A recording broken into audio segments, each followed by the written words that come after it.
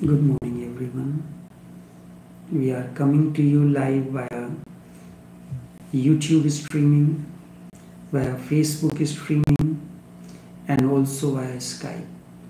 Each one of you is welcomed to this live broadcast, live streaming during the month of Ramadan. Continuing on Rabiita, Rabiita leads to fana in Sheikh, Rasool and Allah subhanahu wa ta'ala.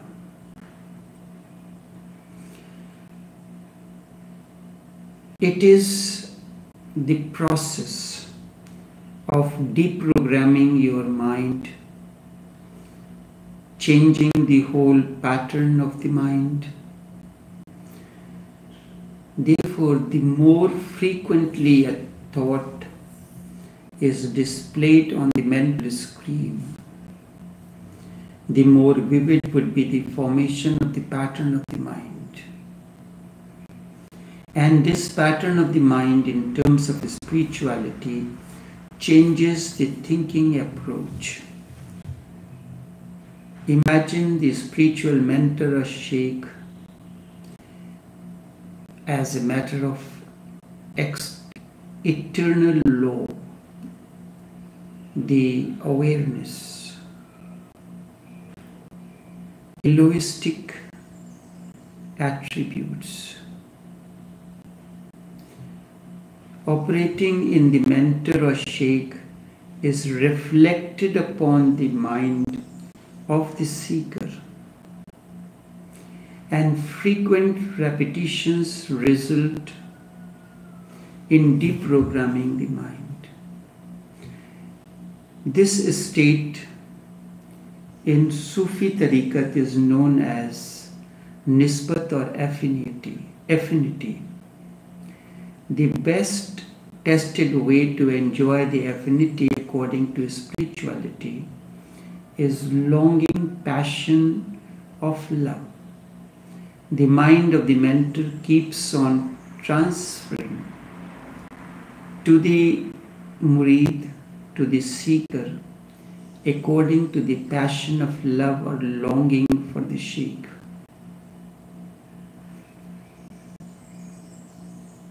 The more there is longing for the sheikh, in the same way you are connected to his innerness. This enables the murid to be familiar with the effulgent light and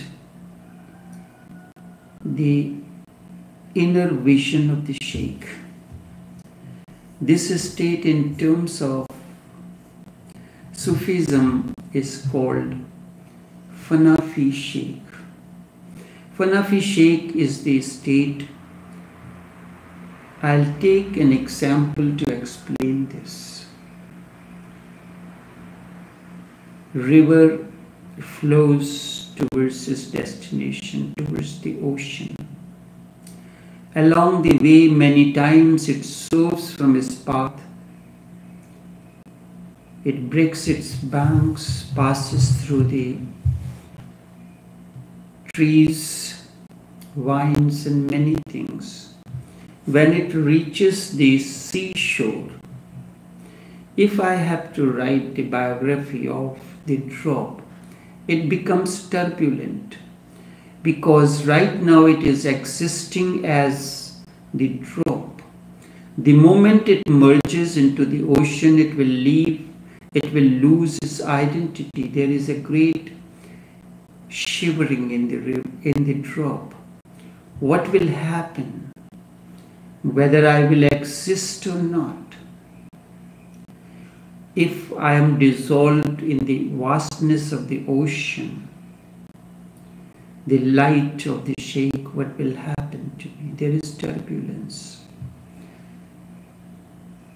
But there is no other way. The destiny of the drop is to merge in the ocean.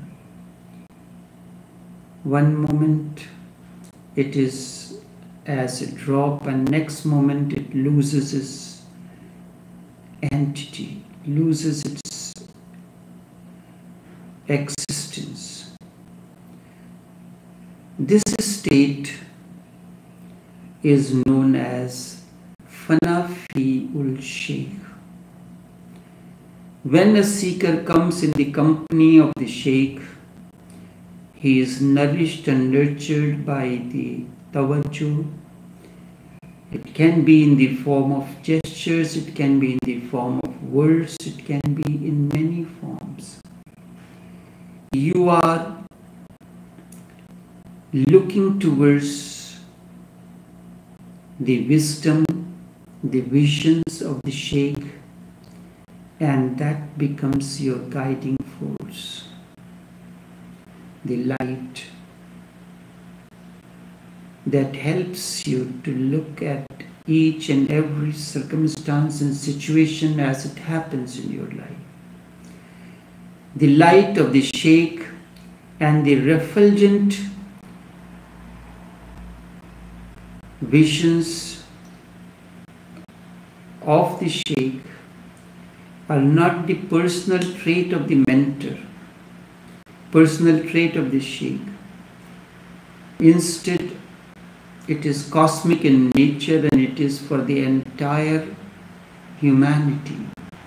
So this was the reason when I had asked my father, the biological father, to reminisce about the company of his sheikh, who happened to be his father-in-law as well, and then give it a cosmic form. So this remembrance can be of benefit to many other seekers like him.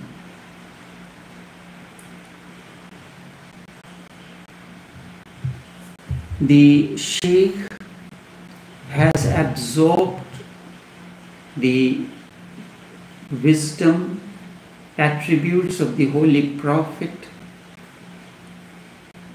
with devoted attention and concentration of the mind. In the state of association with the mentor, those abilities, those qualities become activated in the salik, in the murid, because of which sheikh enjoys the affinity, and through nisbat, through the words, through the messages, in many different ways, the murid comes closer to the sheikh, and everything begins to transform. Tasawwur means to imagine, and sheikh is the spiritual guide. The combination of these two words resembles a meaning, that is to imagine the spiritual guide. This is the key to undergo Rabiita. You can remember his countenance, you can remember his words, and also under a particular circumstance, how would he respond? When we are seeking the assistance or guidance along the life, we need to know who we should do. We should look forward to those who are the light of awareness. So, Tasawwur Sheikh means it is the key to understand Rabiita. The combination of these two words, Tasawwur and Sheikh, is important. And Rabiita means to bind or to bond your spirit with the spirit of your spiritual guide.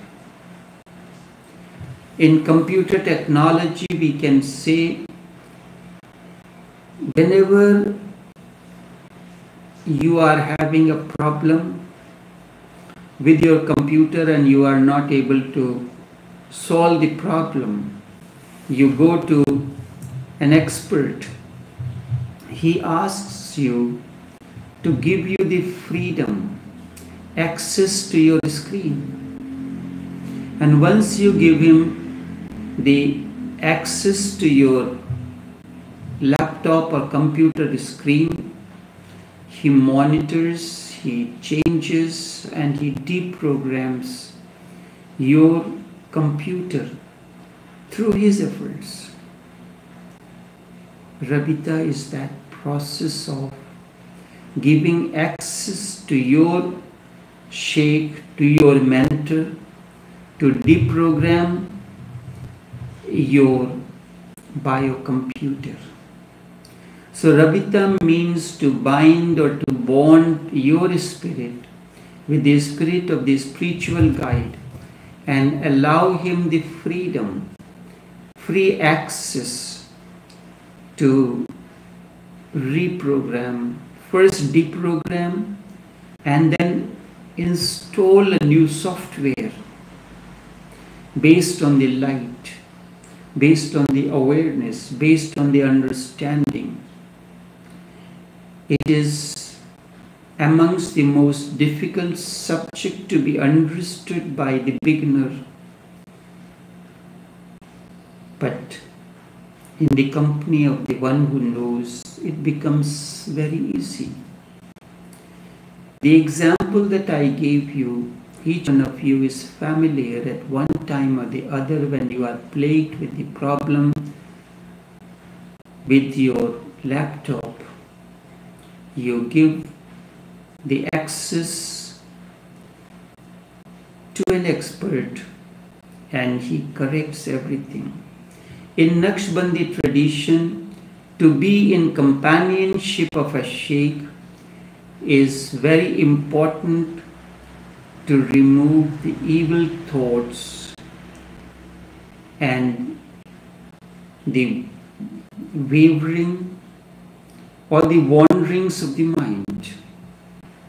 It also helps the seeker to concentrate and be conscious in their quest of the search for the source of the overflowing inner light of the sheikh. Tasawwur-e-sheikh is the first step to attain to fana sheikh. These are the two words, fana sheikh and fana murid. When a seeker comes in and he flows with the energy of the sheikh, he is moving towards fana sheikh. And when this process continues, a state comes when the sheikh is so much pleased with the seeker that he begins, in the beginning the seeker is trying to establish the connection with the sheikh. And when this process continues, a stage comes when the master starts seeking the seeker. That is known as fana murid.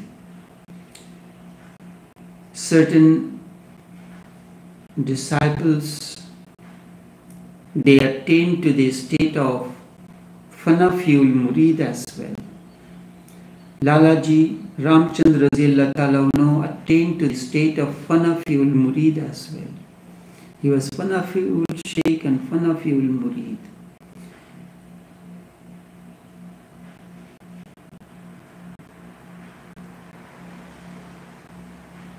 And then the various stages, fana Rasool, fana Allah, fana sheikh, all these comes. The guidance of Allah subhanahu wa ta'ala comes to anyone whosoever wants it. He can throw his light to anyone. In this process, I will speak on, we know the seeker, and I will speak on what is a sheikh. Sometimes we fail to understand. He looks like you, he walks and does everything like you, but there is a vast difference between you and him. Someone asked, who is a master or a sheikh? Also, how to find a master. This question in the first place is wrong. It needs to be rephrased. Never ask who is a master. Instead, you should ask what is a sheikh, what is a master, and also ask how is what and how. When you ask who, you move into the outer dimension, and when you ask the question what and how, you are moving in inner dimension. From your language part, this seems absurd, but this is how the question should be asked. Master or the sheikh is the beginning of the mystical realm. Beyond your world of finiteness, he dwells in the realm of beyondness, non-duality. Master is not a person, the sheikh is not a person.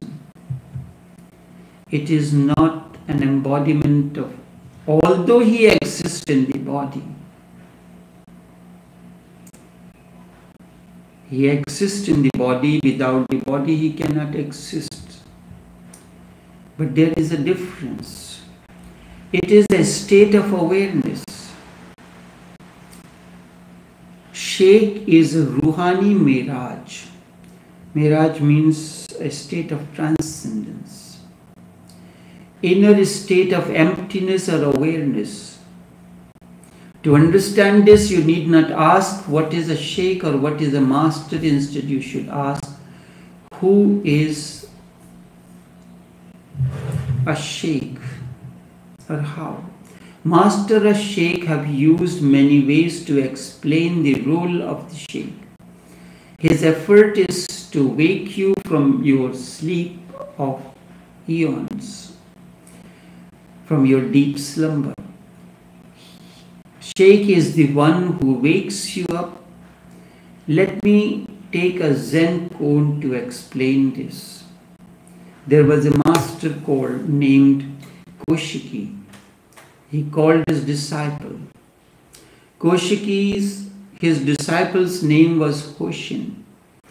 Koshiki called his disciple Hoshin. At the voice of the master, Hoshin responded, "Yes, master."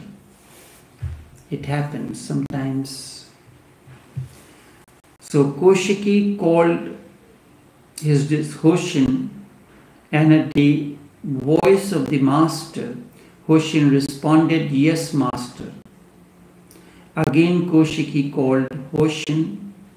Second time Hoshin responded saying, "Yes, master." And when third time Koshiki called Hoshin, and Hoshin responded saying only yes. In the first place he said, "Yes, master." The second time he also said, "Yes, master," but the third time when Koshiki called Hoshin, he responded only yes. Koshiki said, "Hoshin, I need to ask your forgiveness." The master is asking, "Hoshin, I need to ask for your forgiveness for calling you again and again. This is the conversation between Hoshin and Kaushiki. This is a unique way of explaining the subtle matters. Sufis use parables, Zen use koans. However, both serve the same purpose. You may call water, I may call it jal, may call it pani, may call it aag, but these all refers to the same substance that has the capability to satiate your quench. So words are not important. They are the containers. But what is there in the container? You have a very beautiful, good-looking bottle of wine. You have consumed the wine. The bottle is empty, but the label remains the same because the label too was beautiful. You fill it with something else. The bottle is of the wine because it contained an exotic wine. The label is of that wine, but the content is different. If you go by the label, you will find yourself into a problem because the content and the container does not contain the content that was there placed into it initially by the manufacturer. Instead, you replace it with another content. This is what the master does. He changes the content. So what is important? The container is not important, the content is important. It is the content that can bring about transformation. And this is the unique way of the Zen as well as the Sufi masters. Both serve the same purpose. Man, as such as you are in a state of deep slumber. It is not proper to call it deep, not proper to call it sleep either. It is a state of unconsciousness. It matters not how many times you are called. The sound never crosses the veil of slumber. The sound never crosses the veil of slumber to reach you. Man is in his dreams. No noise can really wake him. So Master is the one who wakes you up from this state of unconsciousness or deep slumber. He is the one who shatters your dreams and brings you to a state of wakefulness. This is difficult. Not only difficult, instead the disciple thinks the Master is disturbing his pleasant sleep, the early morning sleep. So there is resentment.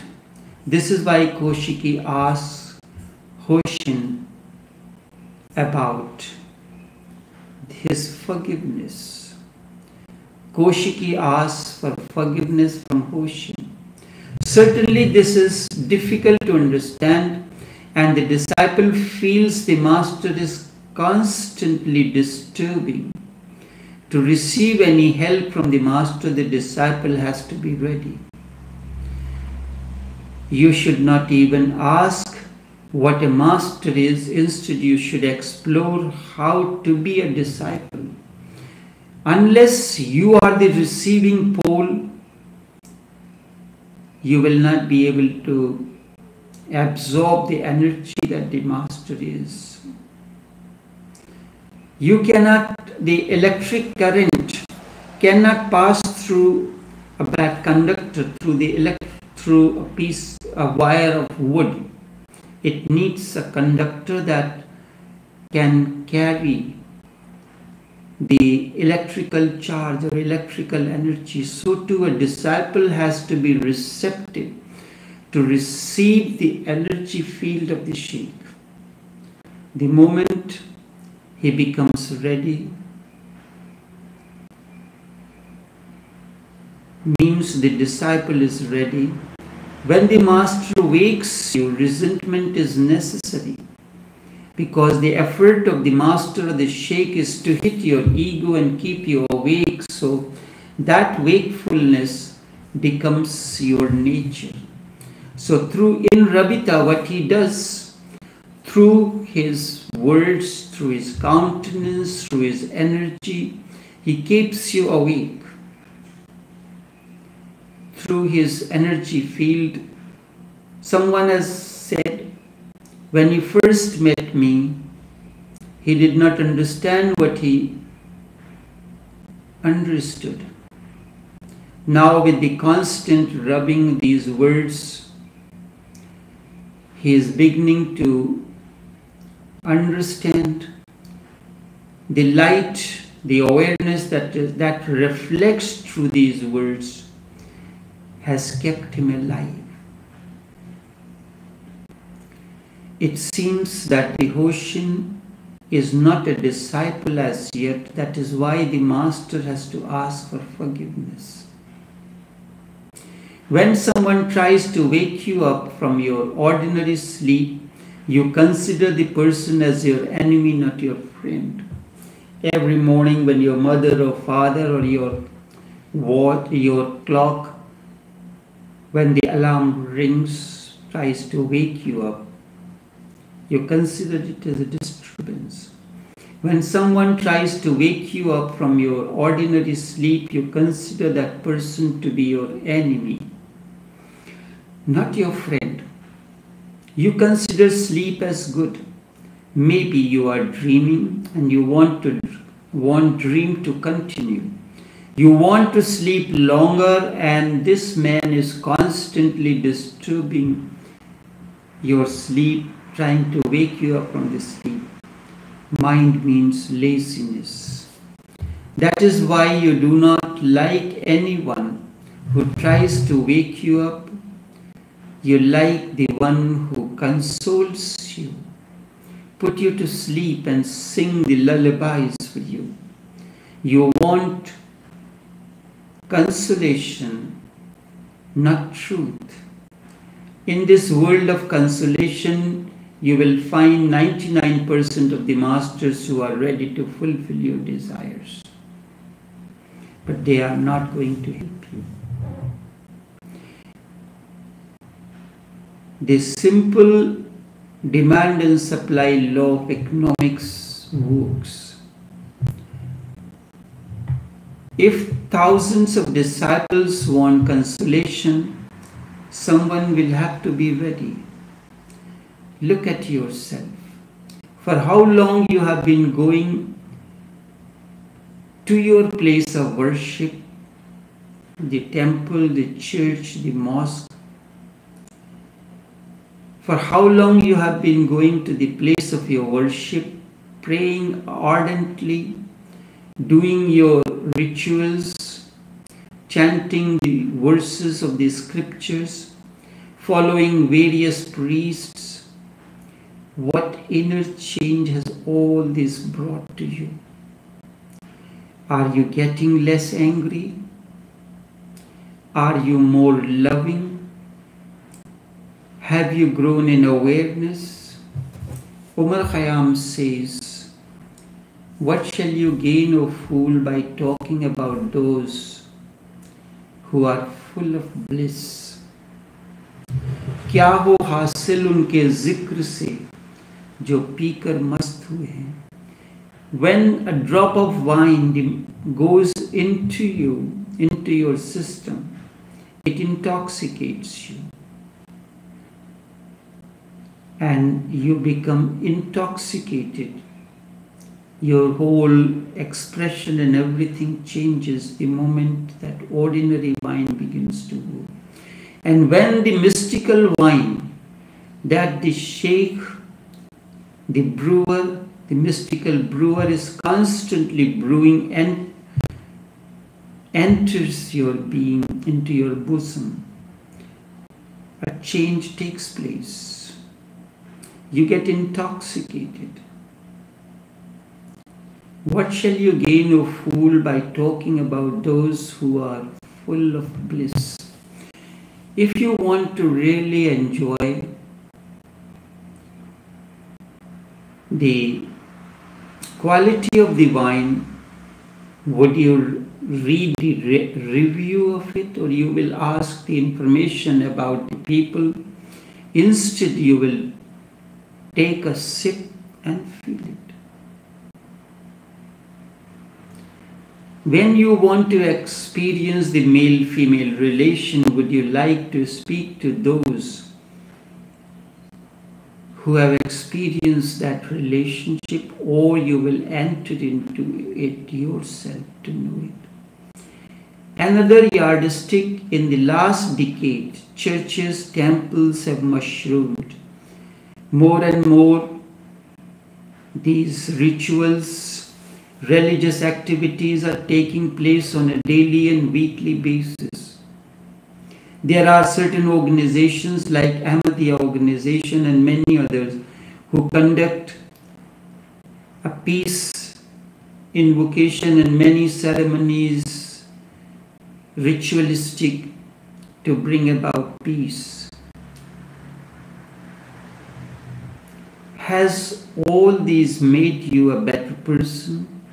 Are you really more religious, or are you really peaceful? If not so, then certainly your approach is wrong. You have to investigate. Only then a new inquiry can begin. Peace begins with an individual. If you are at peace, that means inner harmony is there. The inner flower has blossomed. Its beauty and fragrance will spread its aura in the outer atmosphere. And if that has not happened, how can you bring the peace? It becomes a simple ritualistic function which cannot bring about transformation. A real master will not console you. Anyone in whose presence, remember, anyone in whose presence your sleep or unconsciousness grows will not be able to help you in any way. Master will shake you, shake your basic structure on which you are standing. Only then it can be a new structure, new program can be installed. One of Jesus' statement is, people say I brought peace into the world. But no, I say to you, I came with a sword. This statement has put Christians into trouble. On one hand, Jesus says, if someone hit you on one side of your cheek, then turn the other side towards him. Now he says he has come with a sword. What kind of sword is this? You understand by the word sword, as you know, made out of metal. What kind of sword is this? If you try to understand the message of the masters literally, as usually happens, you are bound to be in trouble. Jesus' sword has nothing to do with the sword that you see hanging from the waist of a soldier. Jesus' sword is that of a master. It is invisible. It is invisible. It will kill you as you are without any drop of blood. Only then you can be resurrected. It will chisel out the superfluous in you. As Michelangelo did, there was a big piece of a stone, something the sculpture was hiding because of the superfluous substance. He chiseled out the superfluous substance, and the statue, the sculpture that was hidden in the stone became manifest. So too, the Master chisels out the superfluous in you. It will burn your impurities so that gold may shine. Master is the sculpturist of your being. You would certainly have heard the name of the Italian sculpturist Michelangelo. Many times I spoke of this story, but each time I speak, it gives me a different kind of a joy, always fills me. He was a master because he removed all that was superfluous marble.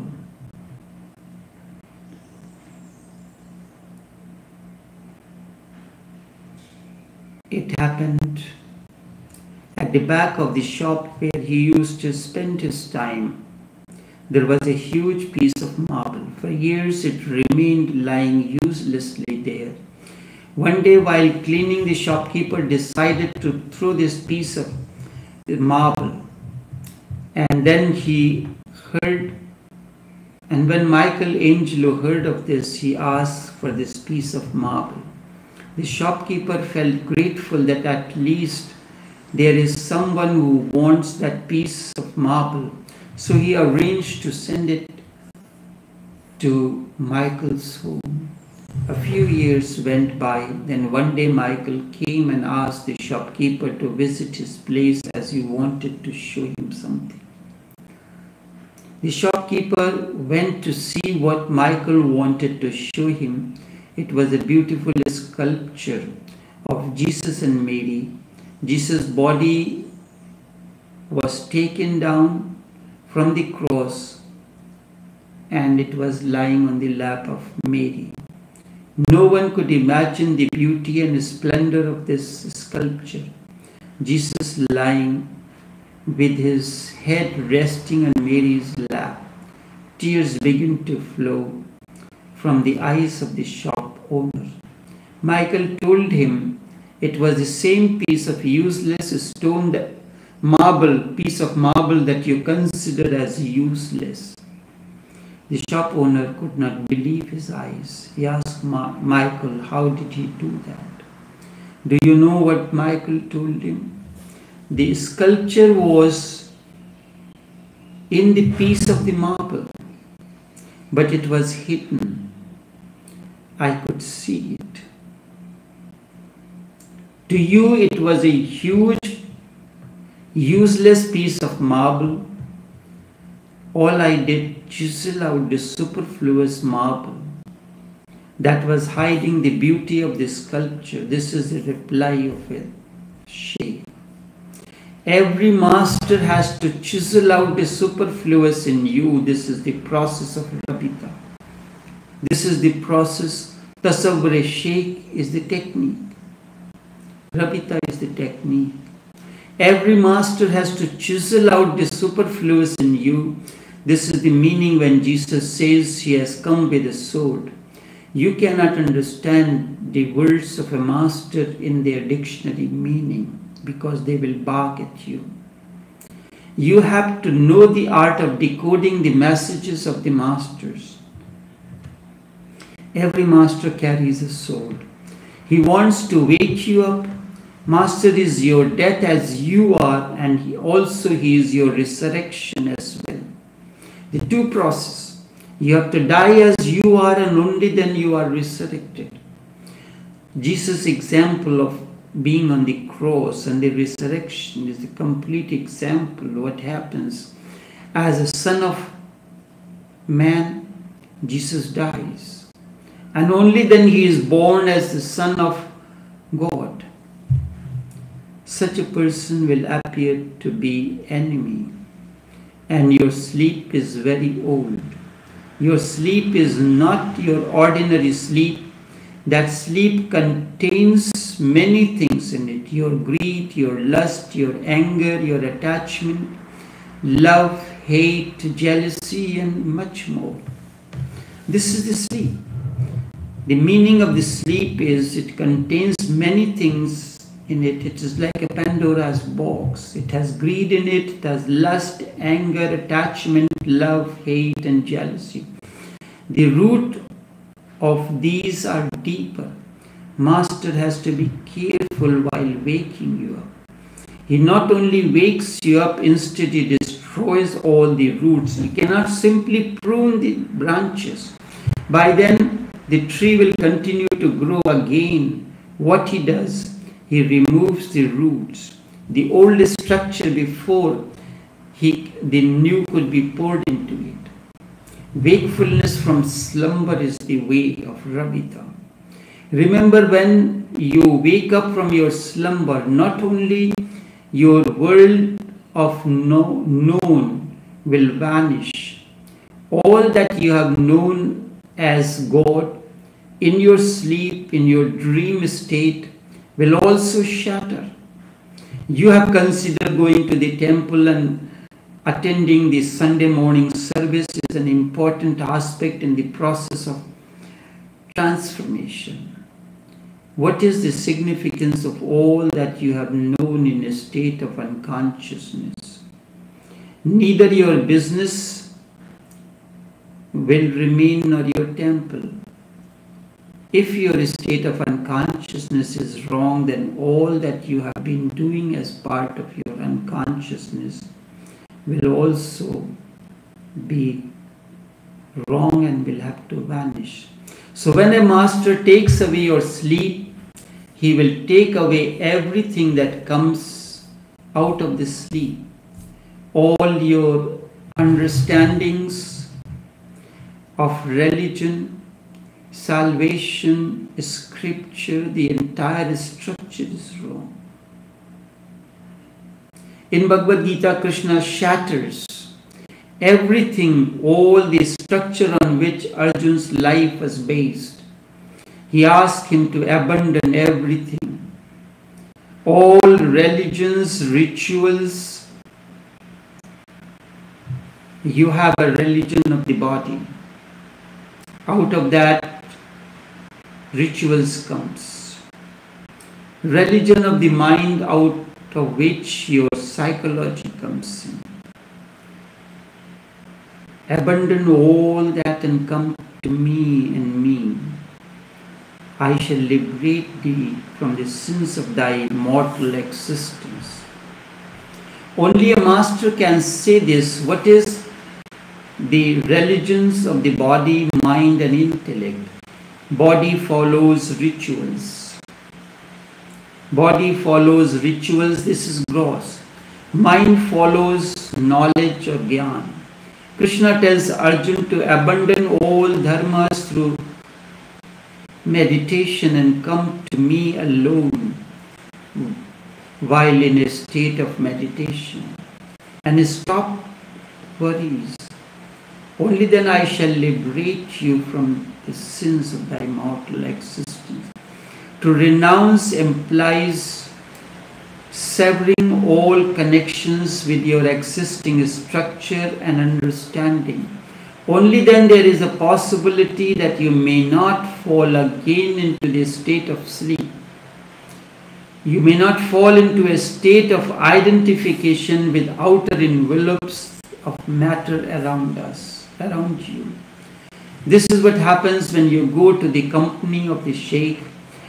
If in his company you still remain as you are, if your original religious structure remains, you are not in the company of a sheikh, instead you are in the company of a counterfeit.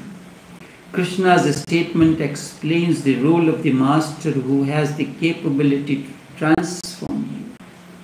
You have to abandon everything, only then you can enter into the state of transformation. Religion is blind man's stick. Religion is blind man's stick to feel. Scriptures happen in a state of consciousness beyond human understanding. To understand the message of the scriptures, your level of consciousness has to undergo transformation. You are trying to understand the words of Holy Prophet through Quran-e-Pak, Quran-e-Majid, or the words of Krishna. If you have missed the first verse, which is asked by the blind king, you are missing everything. And most of the commentator and all those who speak on Bhagavad Gita, they overlook the first verse because it is not important to them. The simple story goes on. When the war was already announced that there is no other option, the war is inevitable, then the sage Vyas, Veda Vyas appears and he asks the Dhritarashtra, the blind king, the father of the Kauravas, that I can give you the vision to see everything that is happening. Instead he says, do not give me the vision, instead give it to my charioteer. And he narrates him. And the meaning of this verse is, he narrates it in the, if I am narrating to you, I am using the present tense because the actual streaming is happening now, it is the present tense. But it happens that the blind king asks the question, what did the sons of my sons and that of Pandu did, arrayed in the battlefield, desirous of the war, desirous to fight? It is asked in the past tense, what did? That means it was not actually the words of Krishna to Arjuna. Instead these were narrated by Veda Vyas afterwards. How long afterwards? Someone listens to this streaming and presents it to you in the past tense. That Taoshobuddha spoke on Rabiita and this is what he said. This is the past tense. If in the company of a sheikh, your original structure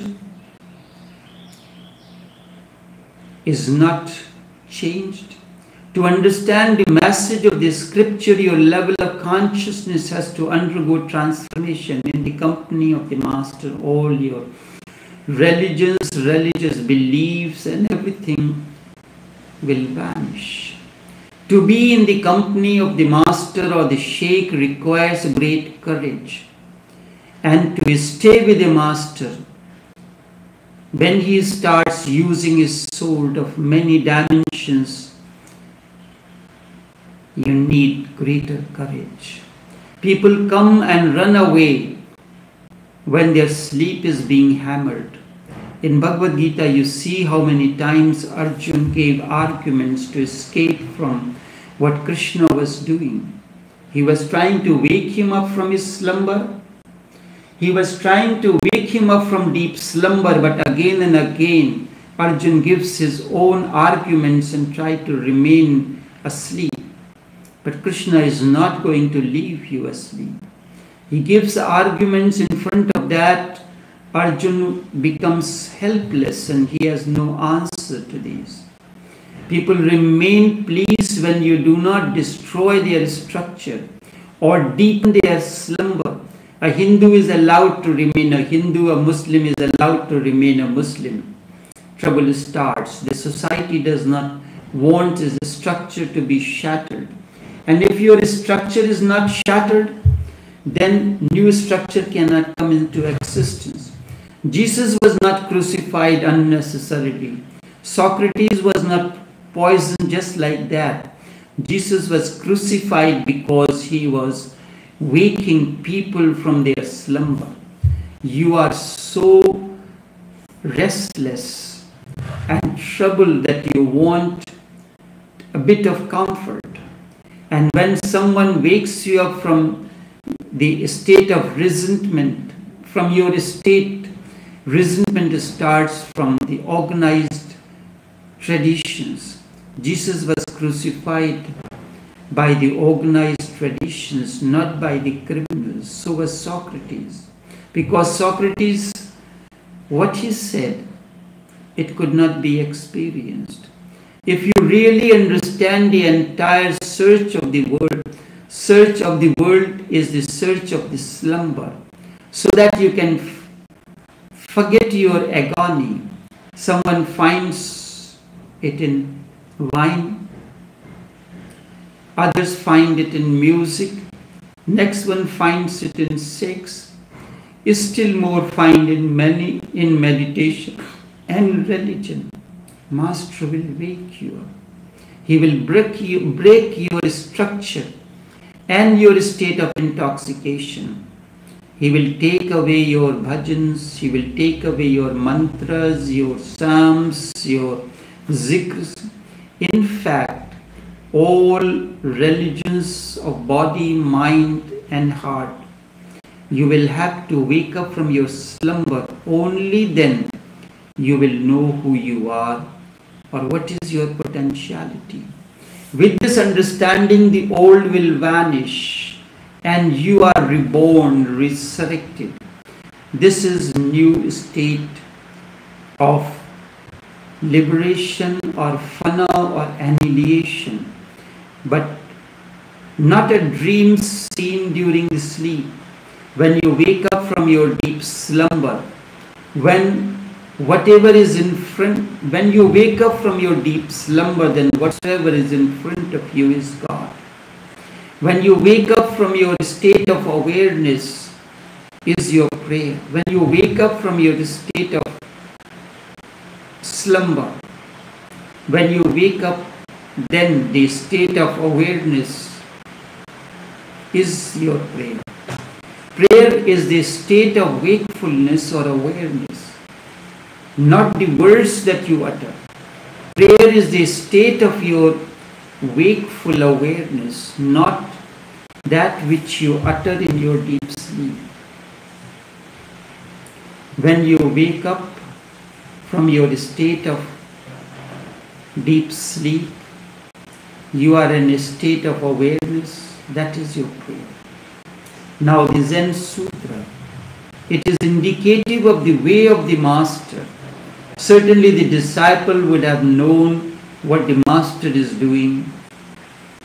That's why when Koshiki called Hoshin for the first time, he said, "Yes, master." Second time he called him again, he says, "Yes, master." And thereafter, when third time he calls Hoshin, he says, "Yes." Only this much for this morning. We'll continue on Rabiita. Remember, when you wake up from your slumber, not only your world will vanish, instead all that you have known as God in your sleep and dream will also shatter. What is the significance of all that you have known in a state of unconsciousness? Neither your business will remain nor your temples. If your state of unconsciousness is wrong, then all that is based on that structure. If the foundation is wrong, then all that is based on that structure, built on that foundation, is wrong. That will vanish as well. We'll continue on Rabiita from another dimension. Until then, take care and do have a pleasant day.